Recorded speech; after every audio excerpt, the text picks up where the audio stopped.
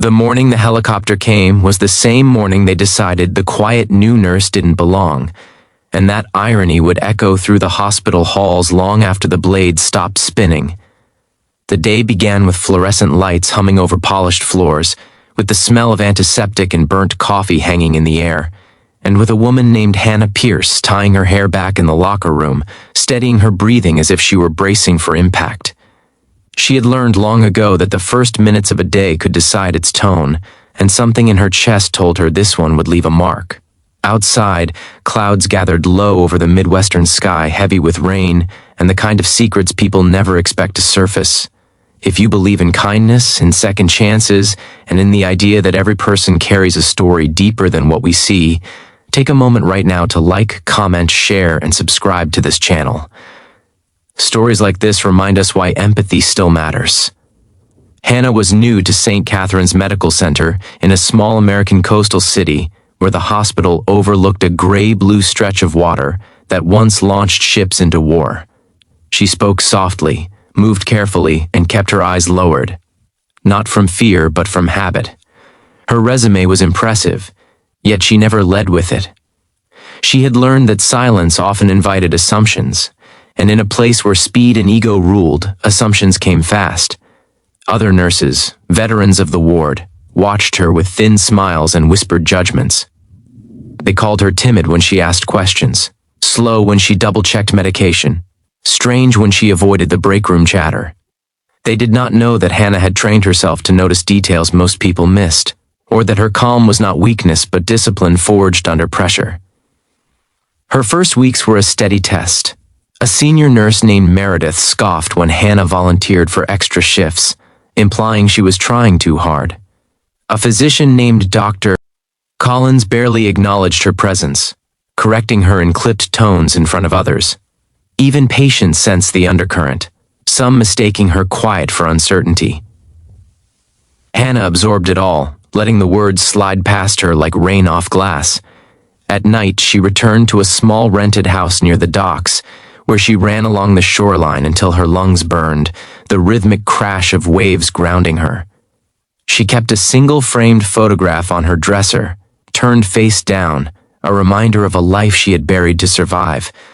The hospital itself was a character in her struggle, a place of constant motion and unrelenting stakes. On one particularly brutal afternoon, the emergency department overflowed after a highway accident.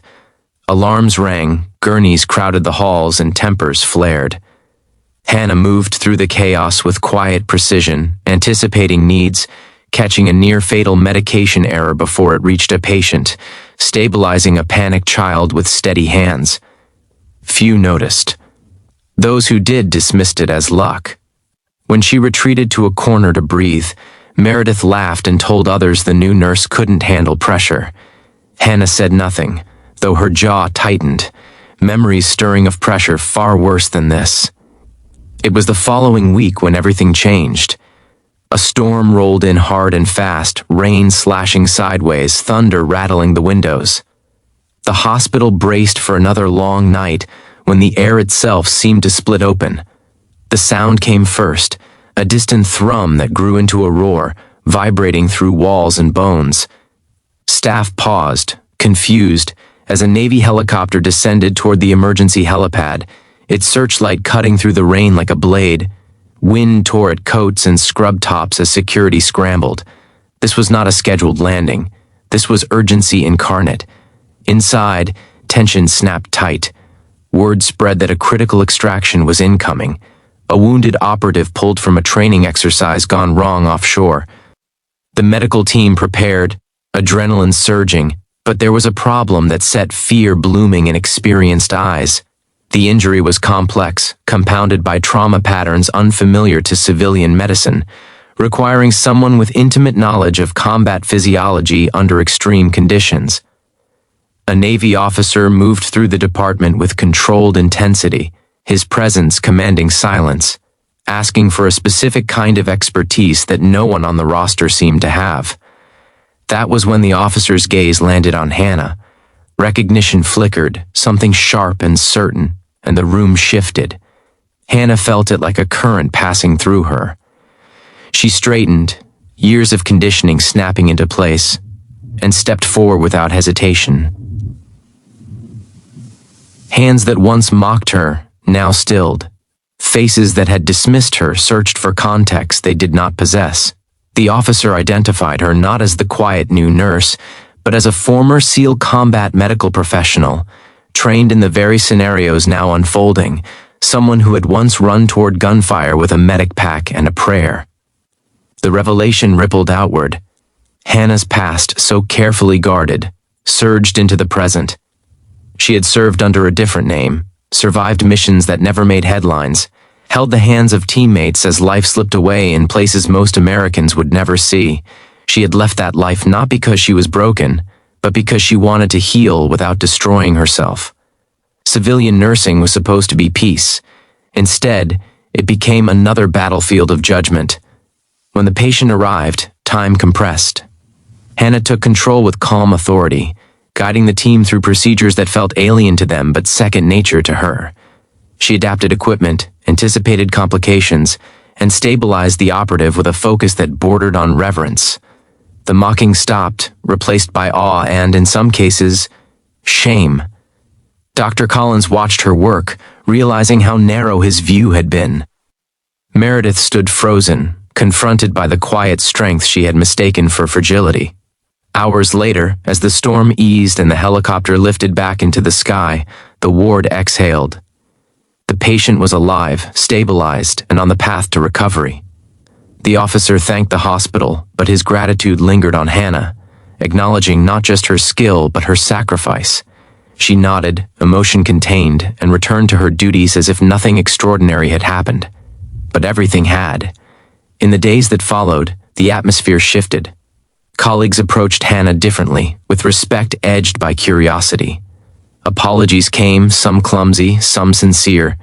Hannah accepted them with grace, understanding that people often fear what they do not understand. She did not seek recognition, but she allowed herself to be seen. She began mentoring younger nurses, teaching them that quiet did not mean incapable, that humility could coexist with excellence. One evening, as the sun set over the water, Hannah finally turned the photograph on her dresser face up. It showed her younger self with a team that had become family, faces smiling in a moment stolen from danger. She whispered a thank you to them, to the past that shaped her and the present that finally honored it. She had learned that you do not owe the world your story, but sometimes, when it emerges, it can change hearts. If this story touched your heart, if it reminded you that strength often walks in silence and that respect should come before judgment, please take a moment near the end of this video to like, share, and subscribe. Your engagement helps stories like Hannah's reach others who need them. And before this story closes, please comment below and share what this journey made you feel, because your words might be the kindness someone else needs today. As the hospital settled back into its routines, Hannah moved through the halls with the same quiet steps, but now there was space around her, a recognition earned not through boasting, but through being exactly who she was when it mattered most. The helicopter had come and gone, but its echo remained, a reminder that heroes do not always announce themselves, and that sometimes the ones we underestimate are carrying the weight of the world with steady, unassuming hands.